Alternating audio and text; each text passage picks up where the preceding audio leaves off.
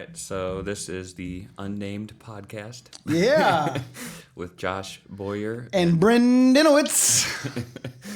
So we decided to, last Sunday, do a podcast. Yep.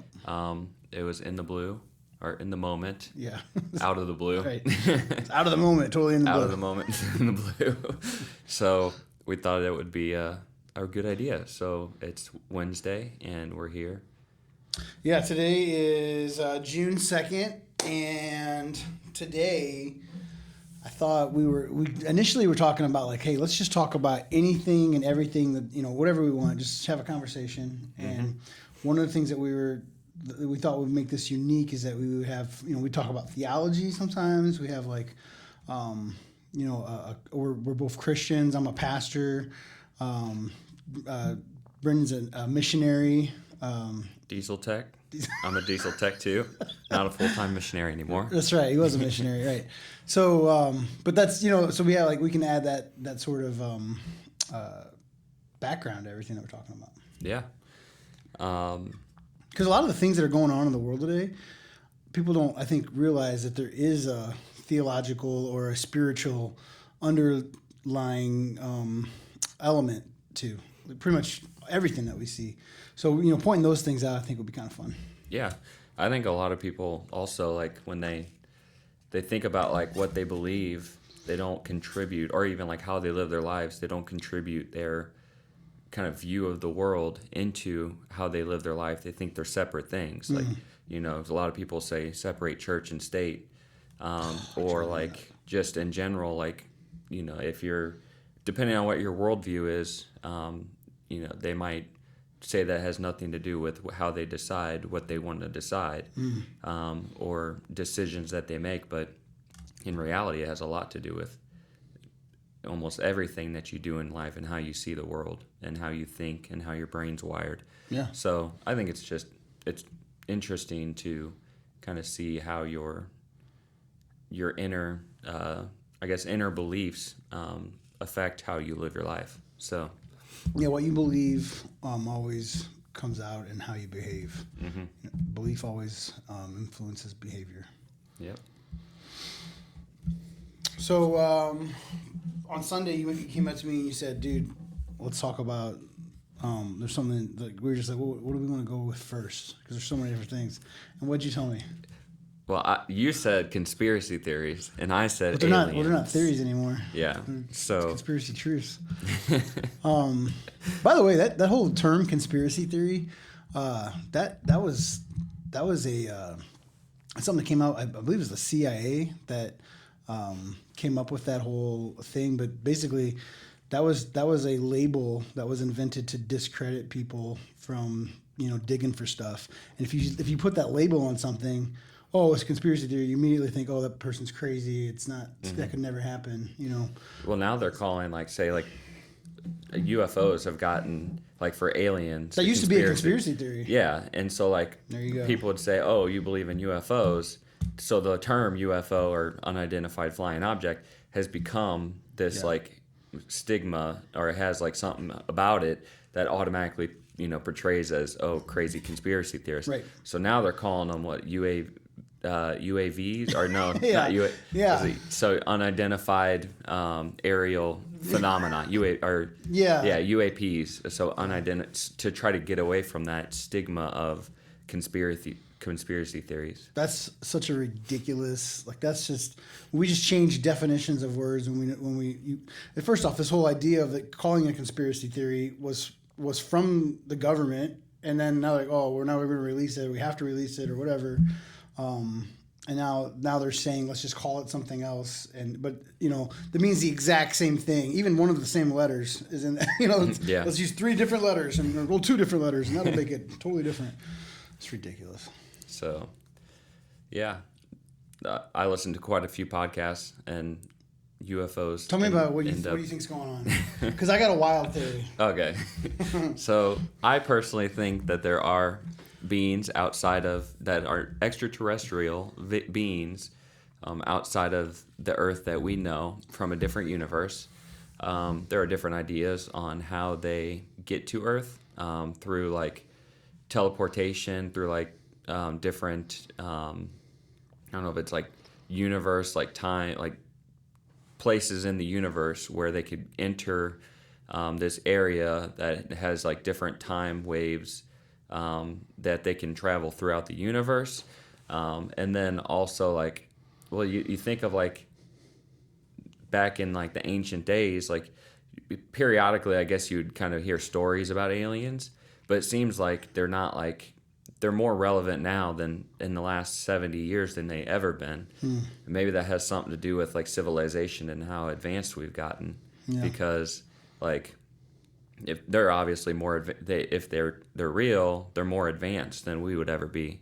It's kind of like kind of like Avengers when Thanos realized that they're ready for a much higher form of warfare because we had the stones or something. They're like, the Avengers were so powerful. That was a really nerdy reference.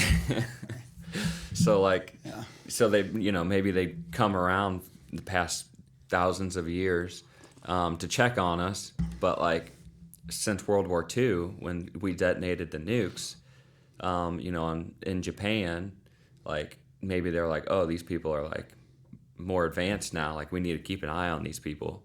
And so maybe that caused them to come around more, because since then, there's the whole Roswell incident where in Area 51, they have the Roswell wreckage from the alien ship, and people who have supposedly seen that and experienced how the metal does, when it disforms, it'll straighten up again.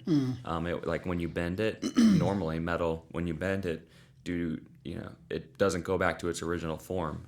And the metal from the spaceship, once you bent it, it would straighten out again. So interesting. Well, I did hear that they've got some wreckage, and I didn't know if it was from Roswell, but I did hear that the U.S. military did have in their possession some actual UFOs or UAPs, or wreckage from them, and they were trying to, from those, recreate the material. Yeah. And what I heard was that they were saying that they don't have anything like this. Mm-hmm. They don't have the chemical compounds on Earth to make some of the things, alloys and different things. So they're trying to replicate, and from there's really smart people doing the best they can from that to make an actual prototype, from what they have, and they haven't been successful, but they would never tell us if they were. So, yeah, interesting. Here's a problem though with that. Right now, maybe it's not a problem, but theologically, there's some implications to that, because like it doesn't matter. Like if there are aliens came down today, it doesn't it doesn't shake the faith at all. But the question that it puts up is, if Adam and Eve took a bite of this fruit, and it caused, they chose to sin and rebel against God, and the whole earth was fallen because of that, and all creation groans out. This is all creation. So the idea is that the entire world and everything in it, this whole system, is a system set up on rules that God made, but that are under the same umbrella of His sovereignty. So if the curse went out, not and again, He doesn't talk about space. So did it just stop on Earth, or did it continue to go out? Yeah. So people die in space, so that means it still happens. People can die, and so because there's death there, you would think that curse has gone out throughout the entire cosmos. Mm-hmm. So these alien life forms in another galaxy are just experiencing the fall because of Adam and Eve. Well, you also got to think that if they live in the same universe we do, their laws of nature might be different. Due to like space and time, and because like when you go to space, like say you're in a rocket and you take off from Earth's surface, once you get to space, the time difference is it's different by like a minute or so, because they were finding that out, I think, during the Apollo missions, that the times were different. I don't know how that works. Yeah, I'm not a spaceologist. I'm not either a spaceologist. But like in the realm of the universe, when God created man or beings to think for themselves, He created us with the the ability to have our own free will. Yeah, free will. So so that, well, when he created us, he wanted to live with us. And I've heard it said multiple times, or a lot of times, listening to different pastors, things and teachers, things like that, that if we weren't created with free will, then we wouldn't be able to worship God in our own ability. God doesn't want robots. Yeah, he doesn't want robots. He could have made us, to be just totally worship him all the day, but he wants us to have the option to not worship him and then to choose to worship him because we love him, because we see how good he is. And that's where Adam and Eve dropped the ball. Yeah. They had the opportunity to do the right thing and didn't. But that's what's unique about Jesus. He came down and did it completely right the entire time. Mm-hmm. But yeah, you're right. So it's this free will, because we can have that ability to worship him and choose him. We often don't. Yep. But then also aliens. In fact, we're the only thing created by God that tells him no. You ever think about that? Like everything, the waves, the winds, everything obeys him, except for us. It's crazy. But maybe aliens. Maybe aliens create the waves. No, but then aliens could be they could be angels or angelic beings. Yeah. Maybe they're checking on us. I've heard that. I've heard that maybe they're even demons, demonic, fallen angels. Here's what's weird about it right now. What you're seeing in the news, which is always highly suspicious, but even like alternative news sites that are just reporting stuff that don't necessarily have a bent primarily. Mm-hmm. You see like they're swarming around like our bases, which is weird. Like, why are they swarming around our nuclear reactors? And even like nuclear launch, like missile launch sites. They're like disarming all the radars and which is an act of war. Yeah. If you disarm. So if you're another country, so you might think, okay, well maybe that's China or that's some other country. But if you're another country that can do that, you would have already dominated us and could have easily. Yeah. So that tells us it's probably not another country, because if they can do that, they got that kind of technology. I mean, they've got us. And the United States is usually pretty good about keeping track of other countries and their technology and stuff, technology growth. Right. Yeah. So this is something that's unexplained. Yes. Thus far. Yep. And even a lot of people in the military, like fighter pilots who have seen UFOs or UAPs, cannot explain their technology and the growth of the technology. Right. Yeah, and so they're saying even things like there's a Navy pilot. I don't know if you saw that one where he every day, like for an entire year, as he was piloting, he would see this unidentified phenomenon. Mm-hmm. So every day, like that's crazy, and tracking these things and trying to figure out what they are. So if it's an angel, why does an angel need some sort of equipment? That's really weird. And why does it wreck it and So that's a problem with that argument there. It's crazy.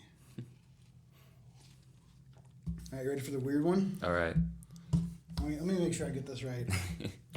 I want to pull this up because it's a little bit terrifying. There used to be. Have you seen the movie? Have you ever heard of the movie called Conspiracy Theory? I have not. It's an old movie. With Mel Gibson's the main character, and he's completely crazy. And here's the deal. He I can't even remember actually how all the movie went, but he ends up getting killed, I think, in the movie. I can't really remember the movie and probably butchering that at all. It was made about this guy, though. Mm-hmm. This guy that came up. So this was based on a true story, or at least of the life of this guy who came up with something called Project Bluebeam.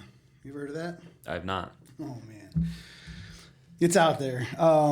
It's 4 steps presented by NASA to engineer earthquakes, to produce archaeological findings, and then involve satellites or technology in the sky to produce holographic images in the clouds.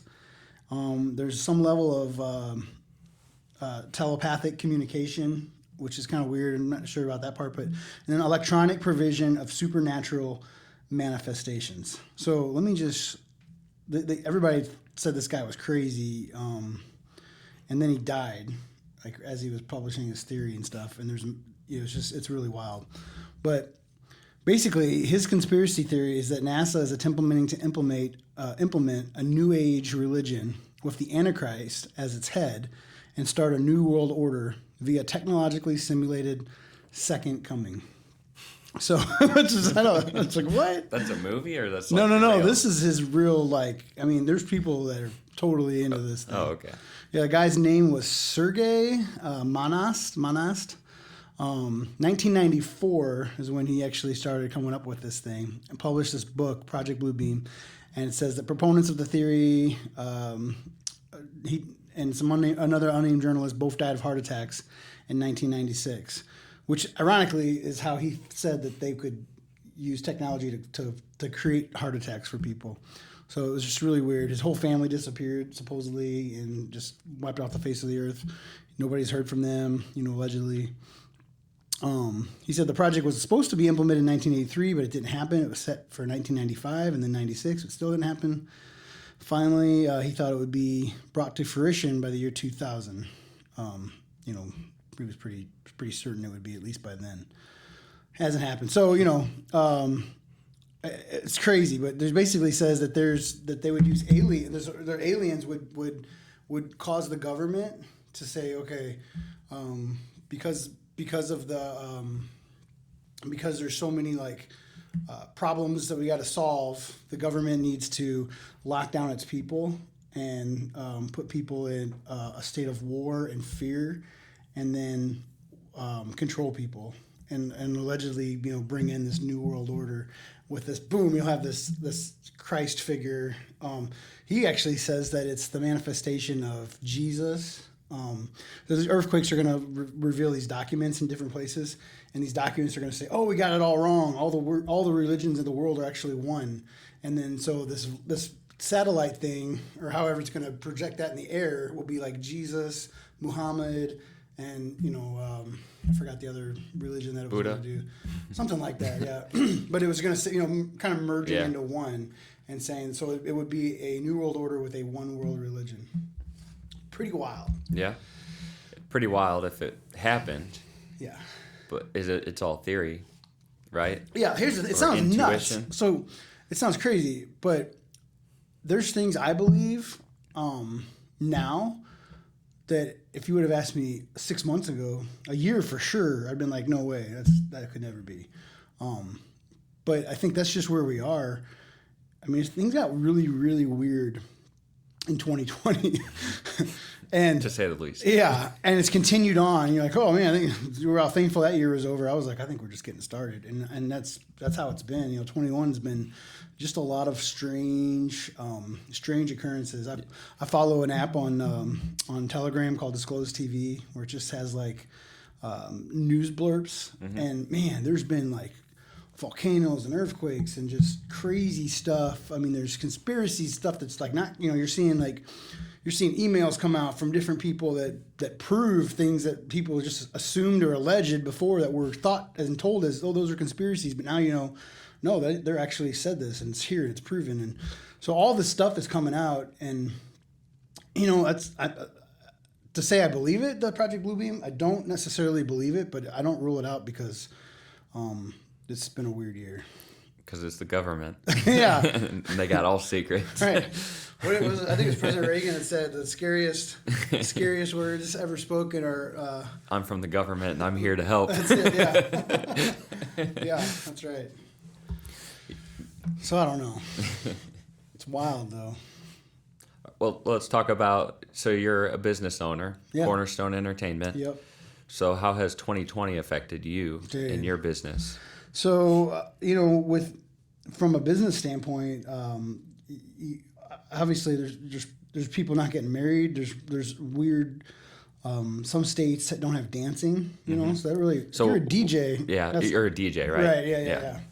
So, do DJ weddings and private parties and that kind of things. And there just wasn't any DJ, any events like that. So it's definitely picking back up though this year, but people starting to get married again. Decide it's it's okay to do that. But. I went to a wedding in Colorado, and just a week before, they weren't allowed to dance at their receptions. Really? They were just going to bring puzzles and stuff, but thankfully they changed the law. Yeah. The week before, I think it was, and let this couple dance. Because dancing causes the spread of they coronavirus. But they had to dance with masks on, so they're like coming out putting masks on everybody while they're dancing. It was stupid. There's 30 people. Yeah. They could only it was just ridiculous. But yeah, Colorado.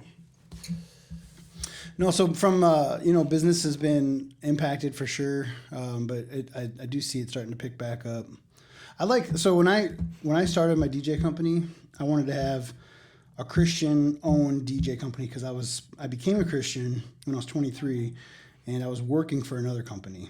And I was working for a company, great guy, but it was putting me in places when I became a Christian that I just didn't feel comfortable in. I remember I was doing like this fight in Belleville, and I was DJing for this huge fight, and the ring girls were strippers from different local establishments, quasi-local.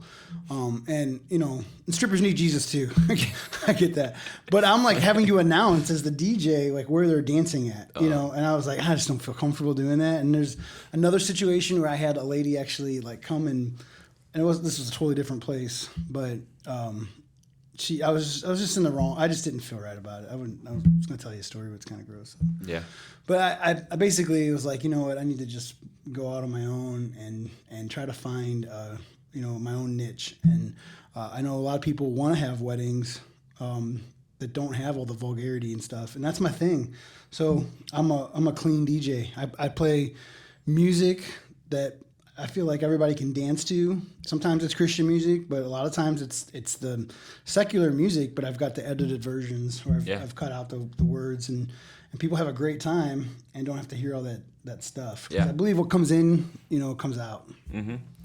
And I think it's awesome that, you not only play Christian, can play Christian music, but, secular, because they might hear you're a pastor. Yeah. And they'll be like, oh, does he just do Christian weddings? I've had that question many times. What's cool, though, is I do, I spell it on my website, but I also tell people when I'm talking with them that, when I DJ, like it's all up front. Like I'm a clean DJ, and, I promise you're going to have fun. I've never had a complaint, but it's going to be clean music. Yeah. So up front, people know what they're getting into. Usually. Yeah. And it's usually Christians that want that most of the time. So I feel like I'm being used by God in that way to help them. And tell you what, Christian weddings, this is crazy. This is a phenomenon that you wouldn't know unless you were at multiple weddings like all the time like I am. Mm-hmm. But Christian weddings, when a Christian gets married, those are like by far the most fun weddings, Well, I mean, even if they're not all of them are dry weddings, like no alcohols, but sometimes there'll be alcohol at them, but nobody's getting sloshed, right? Typically. So when you've got these group of people, by far they are the most fun weddings, even if there's no alcohol at all. People dance the most. They just have genuine joy the entire time, and I think it's the blessing of God. Yeah. On the wedding, because weddings are God's idea. Mm-hmm.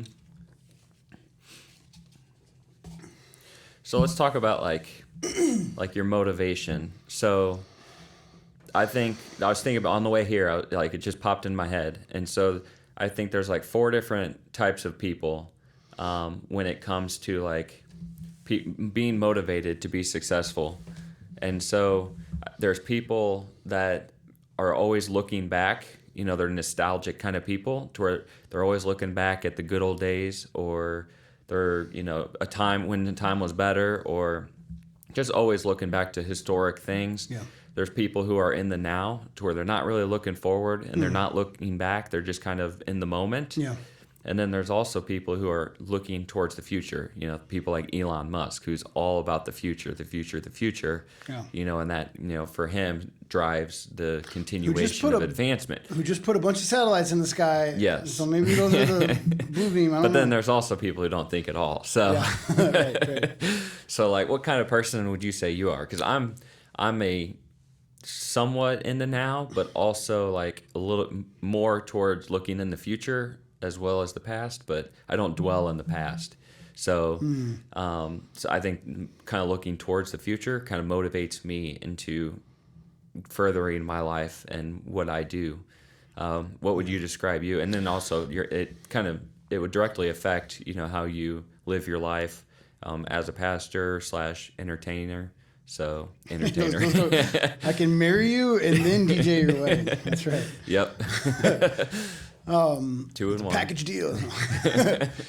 No, I'm definitely a future focused person, and that's negative too, because I think a lot of times I was probably always a worrywart growing up as a kid, and God's really taught me how to not worry.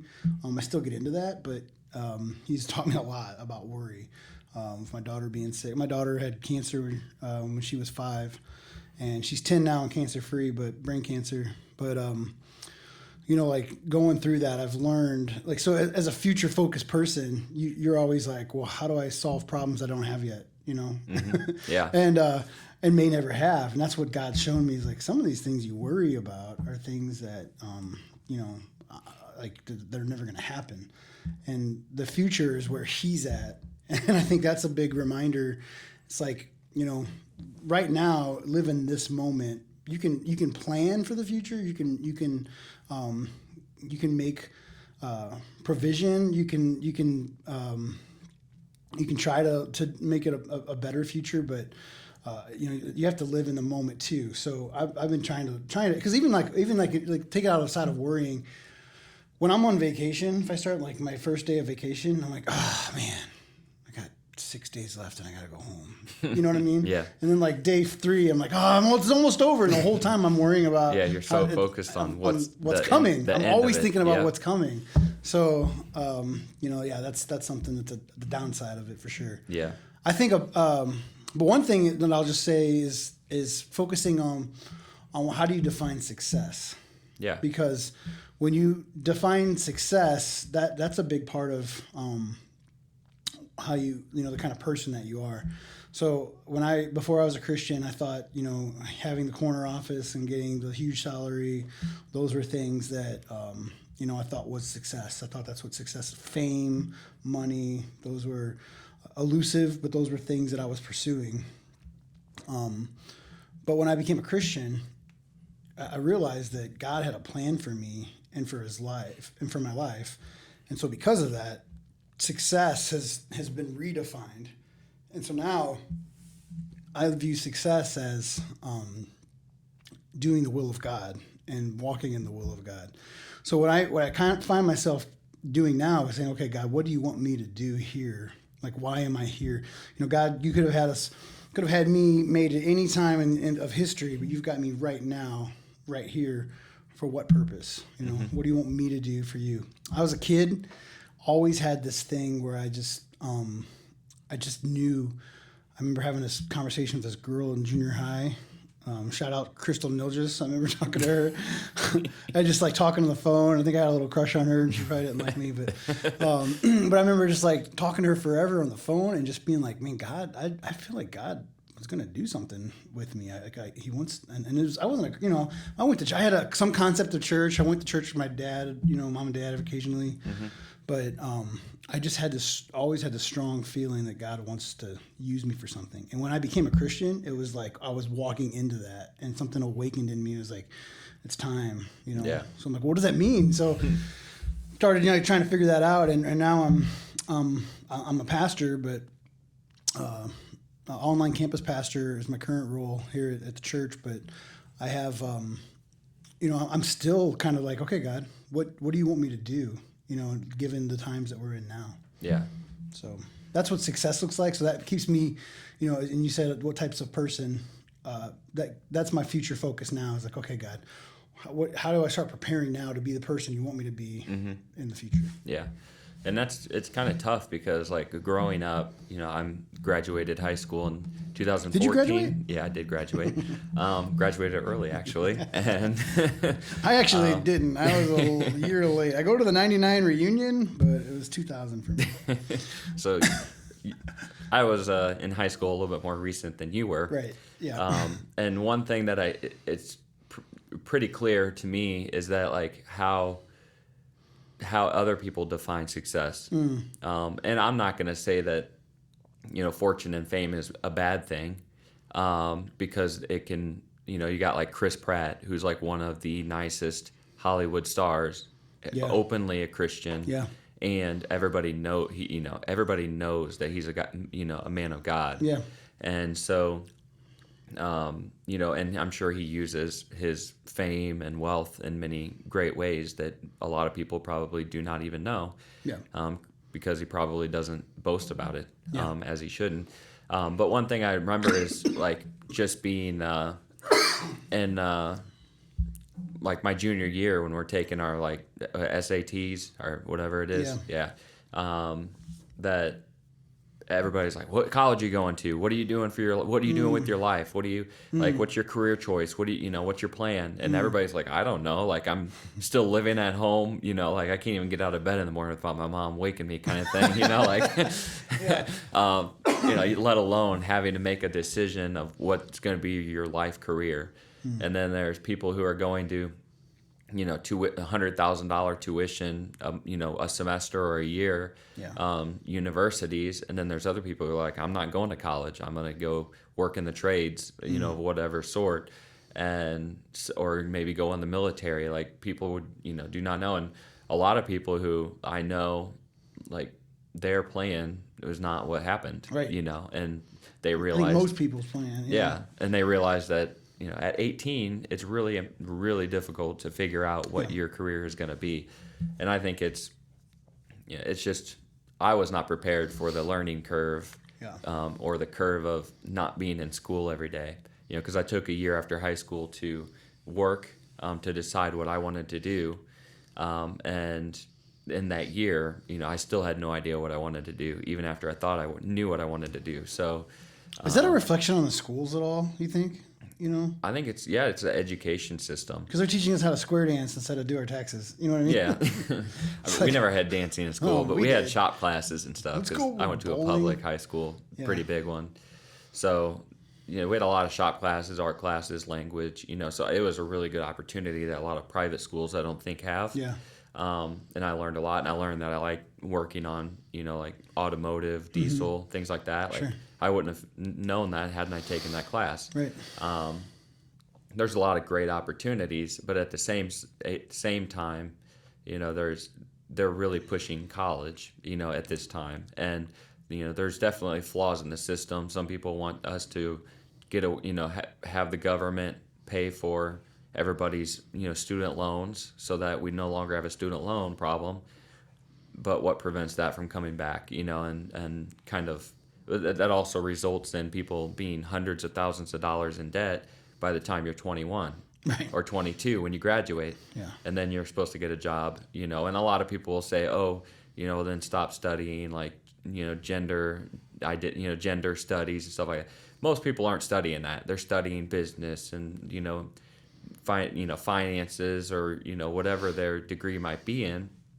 But, before last year, everybody was saying there's not enough jobs. Well, now after COVID, now there's so many jobs that people, that's ridiculous. There's so many openings. Everybody's asking for offering sign-on bonuses and things like that. So it's pretty crazy. It's because people are making more money staying home than they were at their jobs. And you'll hear people say, "Well, the job should pay them more money then," and it's like, no, our government shouldn't pay us anything. Yeah. And there maybe is a wage case in some places, but man, I mean, you're talking about if you have a family and unemployment, and then on top of that, you're getting this check.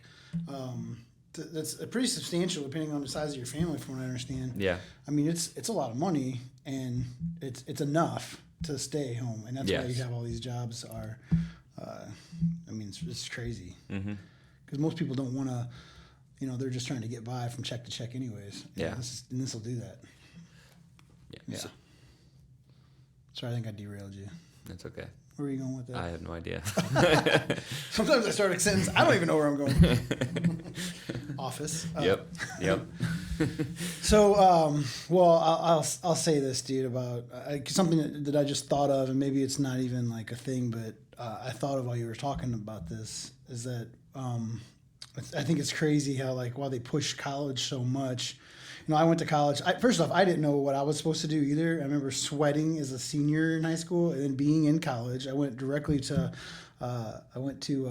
community college for a couple of years, and then just partied it all away. I was like the prodigal son. I just partied it up, and missed my opportunity, and then actually didn't finish college, so I went back as a Christian. But that's another story. But But while I was doing that, man, I still had no idea what I wanted to do. I'm just taking classes at random. Yeah. I'm like, I'll take, I don't know, let's take Shakespeare. I took a Shakespeare tragedies and romance class. I was the only dude in there. And I remember I was like, I don't know what I'm doing. I was just taking any classes, like whatever. Yeah. Took some Bible classes just because I thought that would be fun. The Bible is literature. Yeah. That was a train wreck. My mom took that class. She said she loved it. Oh, really? Yeah. At community college? No, she was in high school. Oh yeah, this was in college. Yeah. See, college is I think part of the reason they want you to go, they push college so much is because college has been an indoctrination source. The universities have been overtaken by really communist ideals and propaganda for years, and and I think our school systems have been as well. I think our teachers unions at the top, and there's a lot of great teachers, don't get me wrong, there's excellent teachers that don't abide by that, but the people at the top do, and it starts there in school, and then especially this new stuff that's coming out in the state of Illinois, crazy stuff, critical race theory and all this stuff that's going to be taught, not as theory, but as like, hey, this is how it is, and teaching them people how to mobilize, and it's just ridiculous. How things. to be less white. And like, part of it, if you're in kindergarten, my kindergarten doesn't need to learn about privilege and how privileged he is as a kindergartner who's eating Play-Doh, with any other kid. He doesn't care. Racism is taught. It's not something that just happens. Yes. And so you don't teach kindergartners. I don't know. Anyway, that's another story, but that's probably another podcast. But what's crazy is I think like it starts there, and then when you get into college, the professors really are really trained. I have this Marxist ideology where they're like, say, hey, let's drink a little bit of this Kool-Aid, and then they make it seem so great, and they come out of there because all these students are learning. Yeah. They haven't been trained, or they haven't been. They're not taught how to critically think or study in school anymore Yeah. because they're square dancing. Yeah. And they're bowling instead of learning about how our government was actually founded and the principles of it just drives me crazy. So I think that's a big thing. That's why that push is so big, because they know that it's going to be kids come out of college. I mean, I see it in youth group all the time. When I used to be a youth pastor. Kids would go to youth group, and then they go to college, and it was always like if they're going to a public school or a public college, or a university or something, it was like fingers crossed, hope they come out okay, and it was just it was like 9 out of 10 kids. In high school, this was like a 2011 survey, I think, a national youth survey. 9 out of 10 kids in youth groups, all right, so these are church kids, didn't have a biblical worldview that impacted the way they live their life. Yeah. And then they're going to a godless university that's going to tell them they're idiots for ever thinking about God in the first place. Yeah. And then, and then this, and by the way, the government should be all of your life, and you need to, and it's unfair. It's just, it's like a mill. Coming from the perspective of the teachers, like if you put yourself in their shoes, and they don't believe in God, we do. So we have a foundation of our lives that, not really determine, but influence everything we do. Yeah. And from an atheist worldview, as most teachers are nowadays, not all of them, but a lot of them are, See, I think that's by design, though. Their perspective, in their worldview from their position is that, people who believe that there's a God or a higher power are dumb and don't know how to study science and can't think for themselves. And so they just believe what religion and tradition has taught us.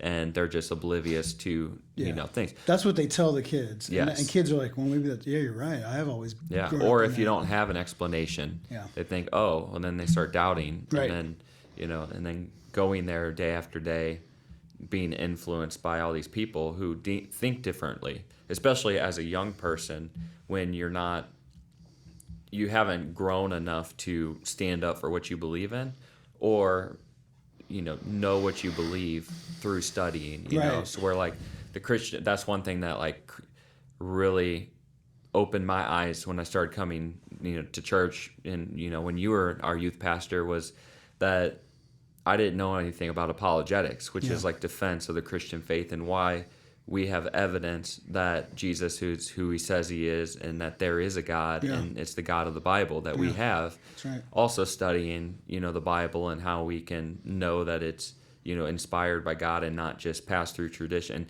It opened my eyes because I I'd never been taught that before. Yep. Yeah. And it really showed that, even a lot of religions, especially like in our case, Christianity, can be studied. And we can know for a fact that, that there is a defense for what we believe. And it's not just all up in your mind. Yeah, it's not like, it just feels so good, though. It's about what it feels. Don't care about your feelings. What's the facts? Where's the truth? And you're right. It is, when you say defensible, I mean, dude, it's not for lack of evidence that most people don't believe. Most people don't believe because the evidence is there. Yeah. I mean, you have to actually. I love that story of Lee Strobel, who was a journalist for the Chicago Tribune. He's a Pulitzer Prize winning journalist. He went out. His wife became a Christian. He was like, I didn't sign up for that. He went to prove his wife wrong by doing all this what is it called? Journalistic investigations. Yeah. It's probably made up words, but I think that's it. but he ended up finding that there was so much evidence that Christianity was true, and it took more faith to believe that it wasn't because he had to go around the evidence. So there's a movie about his story too. I think it was on Netflix. Yeah, I think it's called Case for Christ. Yeah, Case for Christ, and he also wrote books, Case for Christ, Case for Faith. I read, I think, half of Case for Faith. Yeah, and it goes through a lot of just evidence. Yeah. The Case for Christ, I think, is more of his story. The Case for Christ is more evidence for Jesus specifically. Okay. The Case for Faith is more like faith issues, like what different bad things topics happen, of science and things like that. Yeah. Yep. But this guy, my point was like it's not for lack of evidence that people don't believe. It's because they don't want to believe because they don't want to be accountable. They don't want to have to stand up in front of God and say, yeah, I did that. Because they realize when you're accountable, especially when you've done the kind of things that I've done, like you're like, wow, I'm in some really big trouble. Yeah. And the worse things you've done, the less you want to get away from that, Yeah. And but that's actually an act of grace. God's extending grace through that shame that you feel. He's actually saying, I want you to come to me, repent of it, and confess it to me. And leave it, and because he wants to forgive me. That's the gospel. God wants to forgive us of the things that we've done wrong, and so it's grace when we feel that shame because he wants us to come to him and say, okay, quit running, quit trying everything else. Come to me, all you who are weary and burdened, and I will give you rest. So people don't, but they avoid that. They avoid the light, like the darkness avoids the light, and so that's the But wouldn't you say like? A lot of people, a lot of people who aren't professing Christians or maybe grew up in a Christian household and then, once they kind of went out on their own, decided, I'm not going to go to church anymore. Yeah. It's just a bunch of people about rules, and a lot of people who, like the idea of God or maybe even are agnostic who know that there's a higher power, want to believe in God, but they don't like the rules, they don't want to have to, follow the rules and put on this like fake look, when they go to church on Sunday. They want to they love the community. People love community. Yeah. We're a community-based humans, Yeah. we thrive on community, even though there's a lot of introverts out there. Yeah. Still need community. Yeah. And so that's what I love about the church. But at the same time, I can also see, where you might go into a church and feel like you're the worst person in there because because everybody is, this great Christian, which I found out once I started going to church, when I first, came to youth group, I was like, oh man, all these people are like these great Christians. Yeah. And like, oh, they're, and then all of a sudden, like after about a year or so, I'm like, wow, like they are not where I thought they would be in their faith, but, but like apart from that, like, just the idea of a church, the tradition of church and the rules of the Bible and things like that, like really has an influence on how people perceive, God, or how they perceive following God, and maybe that might negatively affect their decision. Yeah, I think so. I think, and it's because they don't understand. So I look at like we got this neighbor kid comes over to my house, and he wants to play with my kids a lot, and we let him play and stuff, but sometimes he'll do things. He's a little older, and sometimes so we're a little bit like, okay, like what's gonna happen? Like don't teach my kids anything. But like, but he's a nice kid. He's a good kid. But he's somebody else's kid, so he's never going to do anything, even when he does the right things. And he's like the other day he was picking, my kids were like picking up the dog poop in the yard because there's just we have this dog is huge. It's a bear. All he does is eating poop. So anyways, they're cleaning up. So this kid's cleaning up, and I was like, man, look at him just cleaning up with my kids. But he's never gonna like earn his way into my family by what he does. And I think that's what rules end up looking like when people try to obey rules without a relationship with God, they're trying to do things that earns them into the family of God. And that's not how you get into rules. I have rules for my kids to protect my kids. I have rules for them for their best interests. To protect the house they live in, but I don't have rules for this kid. I don't discipline him. He's not part of the family. He's somebody else's kid. So I call his dad when it's time for him to go home or whatever. But I think that's what people look when they walk in the church. They'll say, "Oh, I'm going to come in and I'm going to like, they hear rules of people."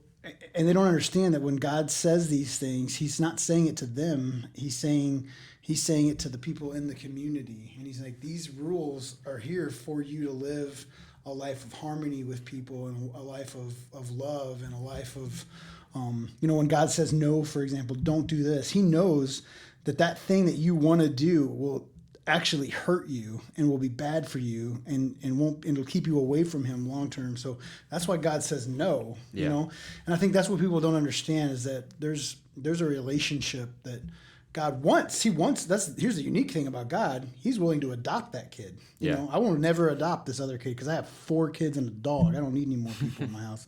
But God will say, hey, yeah, I want you in my family. But you're not going to earn your way into my family. You have to admit that you need my forgiveness first. Yeah. And I want to forgive you. That's a cool thing. Come on in. Yeah. Yeah. What a lot of people also forget is that even Jesus, it's kind of on both sides, but even Jesus, he was crucified by religious people, right? Right. But then people use that as an excuse not to go to be in community with other Christians, like, oh, religious people, Jesus didn't like religious people and stuff like that. But like just being around other believers is just an amazing thing.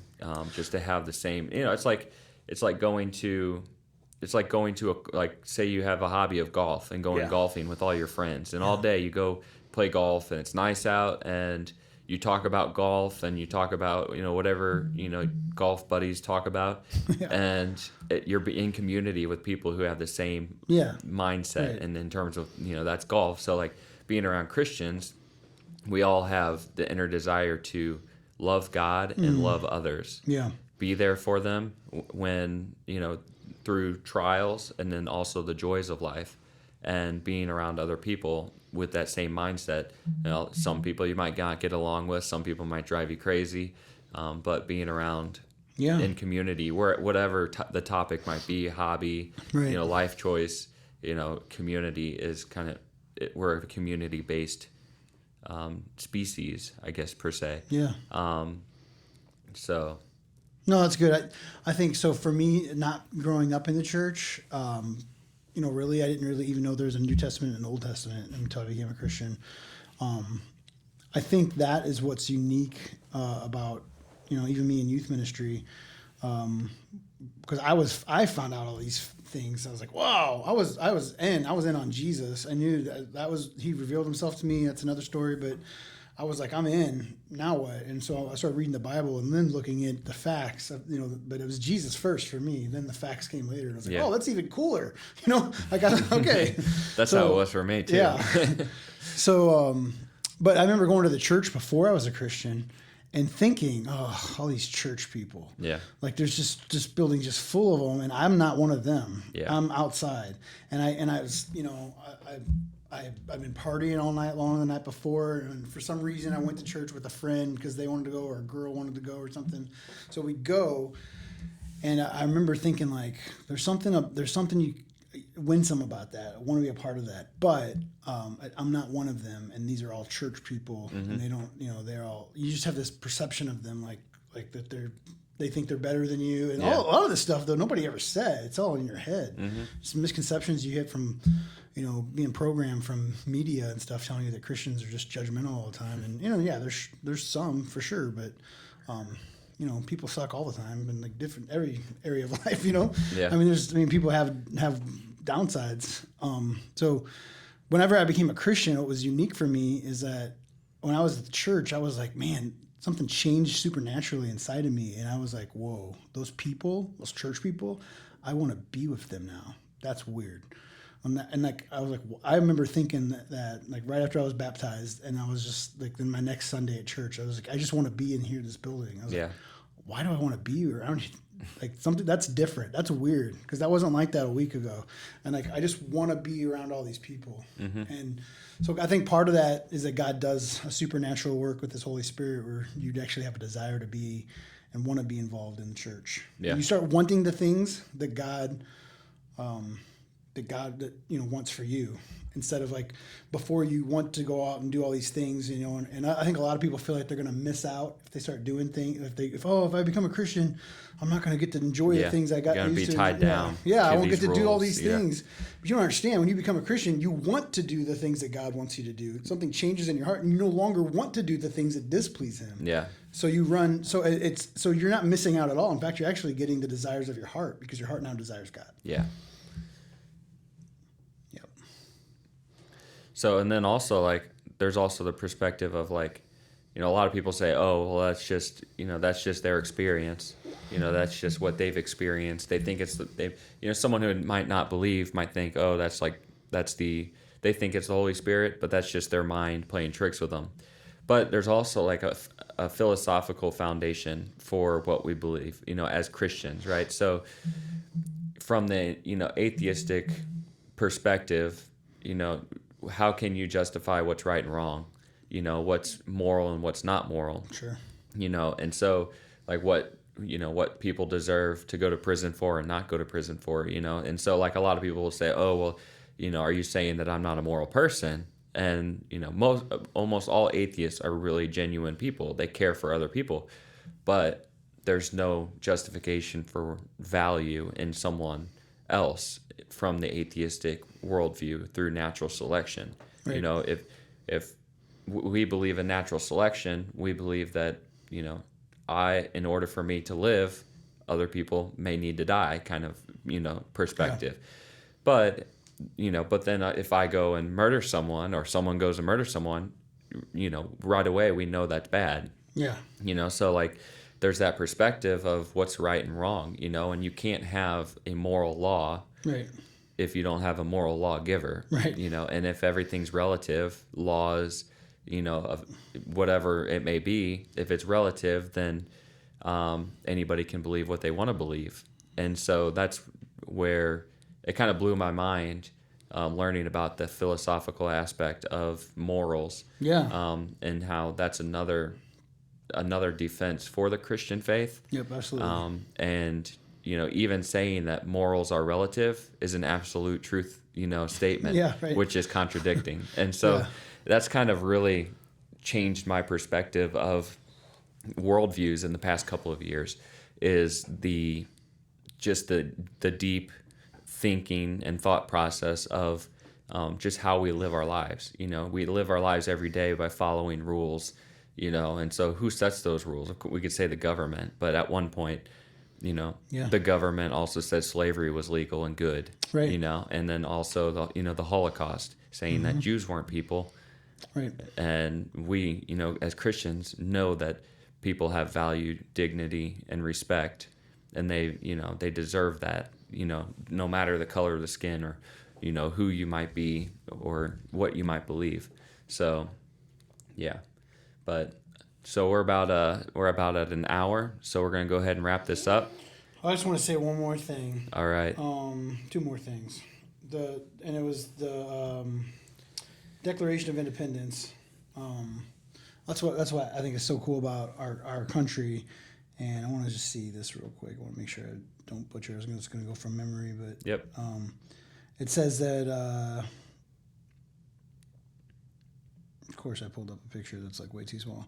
Basically, I'll just go. It says that we have certain inalienable rights Yeah. that are granted to us by our Creator, Yeah. not by our government. And like so, that's what's really cool. The rights that we have, what's so unique about America and the Declaration is it says, you do have.